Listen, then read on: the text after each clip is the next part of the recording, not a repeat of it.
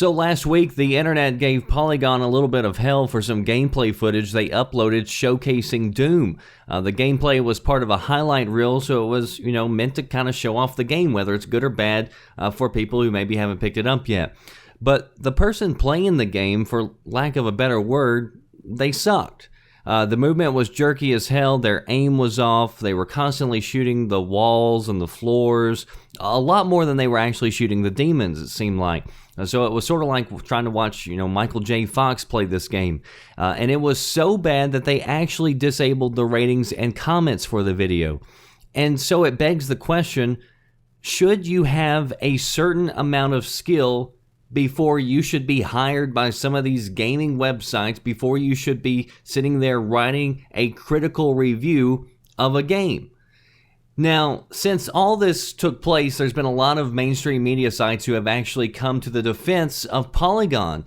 And so this video is sort of a response to those articles.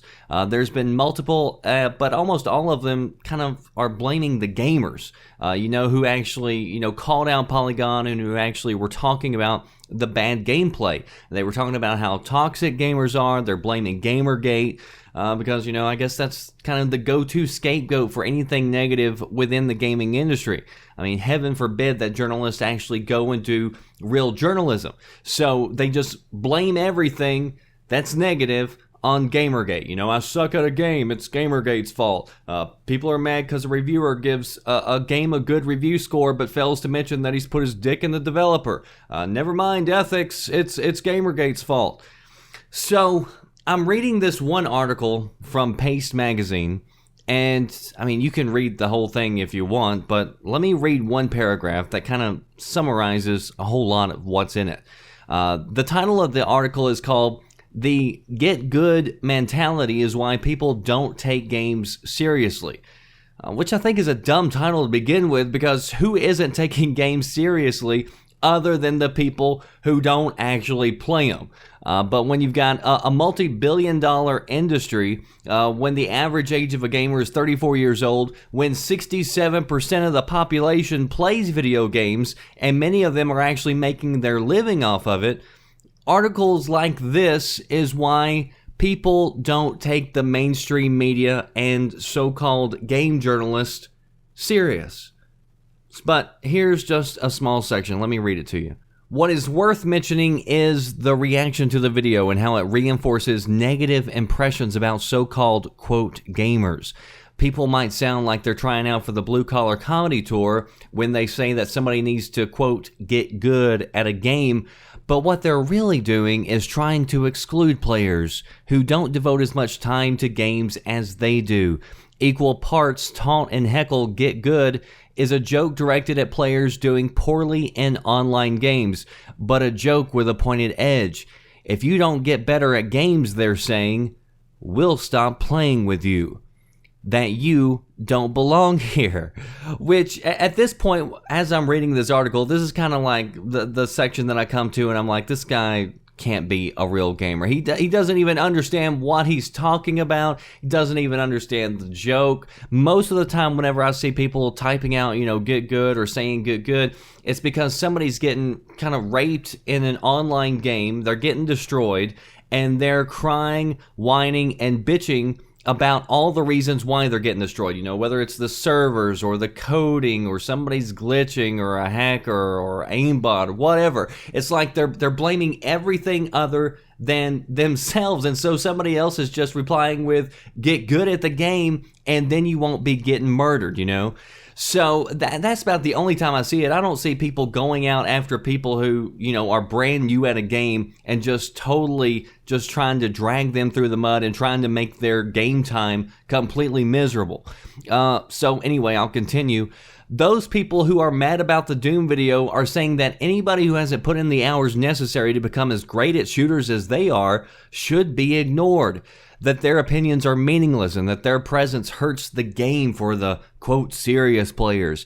That get good mentality is one part of a larger effort by gamers to keep games as their own private sanctuary from the wider world, open only to those who are as passionate about games as they are, and only if they're passionate about the same games as they are.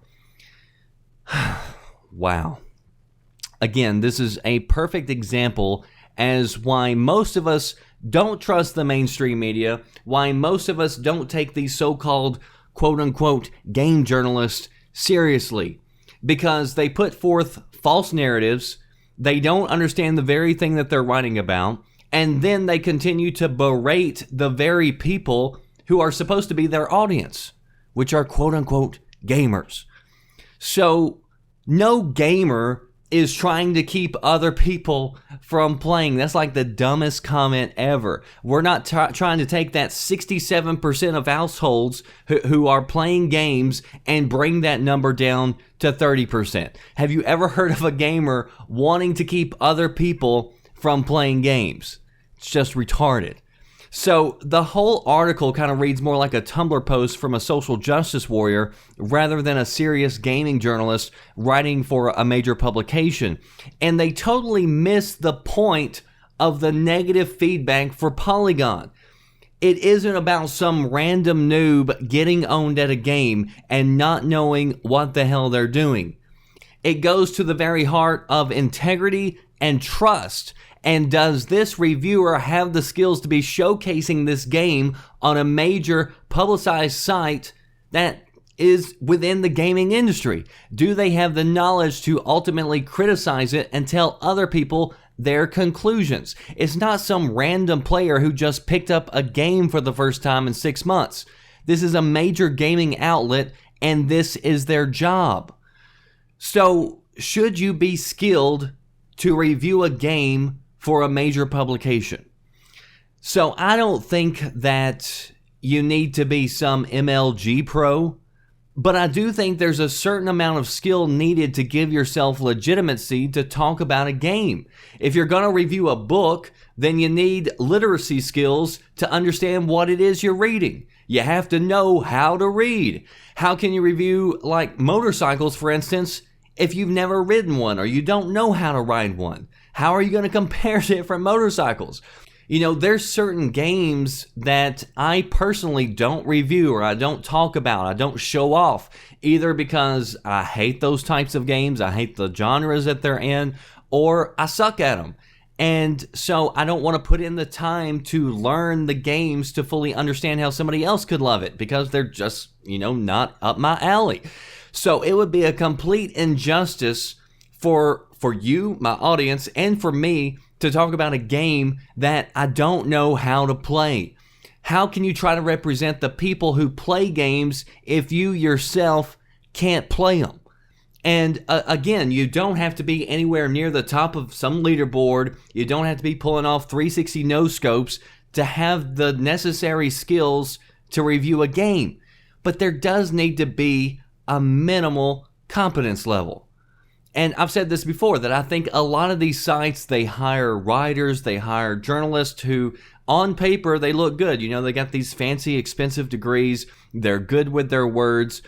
But they aren't real quote-unquote gamers in the sense that this is their hobby that they do regularly with enjoyment. Like they do it because this is what they're getting paid to do. This is what they're doing because this is their assignment for this week. And sometimes you can even read reviews where the reviewer clearly states this is a genre that they also don't like or a series that they don't like. And yet they're reviewing it because this is their job. And the only people who determine whether or not, a journalist has the required skills or the legitimacy is you. It's the people. And the power is in your hands. And that's one reason why you've seen the rise of independent sites, you've seen the rise of YouTubers, and you've also watched multiple sites who once dominated this industry completely crumble. Their credibility has been taken away, so their viewerships went away, and so did their business. It's the same reason why you see cable news is falling and people don't trust it, because they're able to go online, they're able to see other sources, and they can verify that, what's being shoved down their throat isn't the full truth, or at least it's delivered in a twisted and slanted way. So people go somewhere else. So it's up to the people to decide who has legitimacy. But the other thing is, and this is a whole separate topic that deserves a video in and by itself, is when it comes to being critical, if you upload anything to the internet, whether it's an opinion or a gameplay or a picture, whatever, if you're uploading something to the internet, you best be prepared to be criticized. That just comes along with the territory. And there's also people wanting to get rid of that. Like, they don't want any negative feelings, any negatives thrown out there for their opinions. It's crazy. And like I said, I'll do another video on that. But as far as this, one clip is concerned from Polygon, does it destroy their entire legitimacy? I guess that would depend on whether or not you gave them any to begin with. I don't know exactly who was playing the game. I don't think anybody does. Was it the same person who wrote their official review? We just don't know. Maybe it was somebody's kid in the room. Maybe they were drunk. Maybe they were playing on a gamepad when they're used to playing on a mouse and keyboard. Maybe they were having epileptic seizures at the time that they were playing.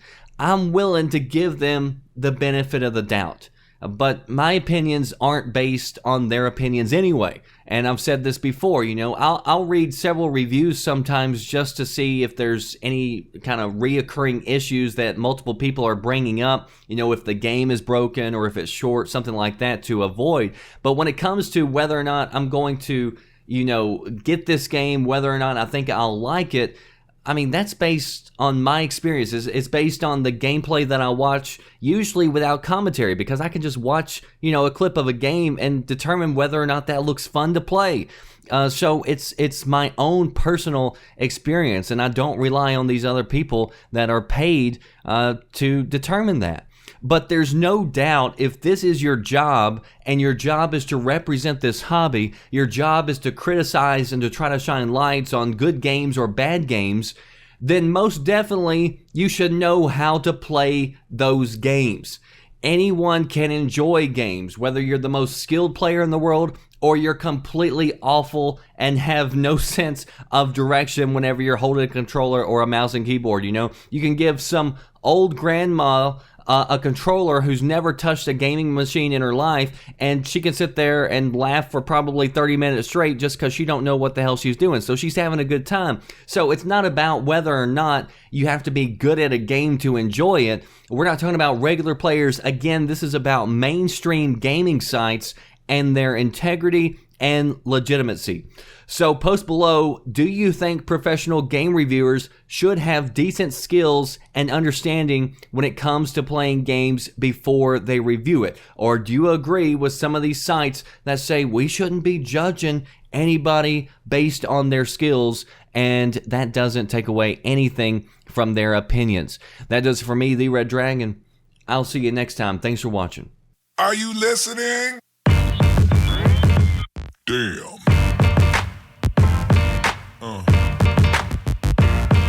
Yeah.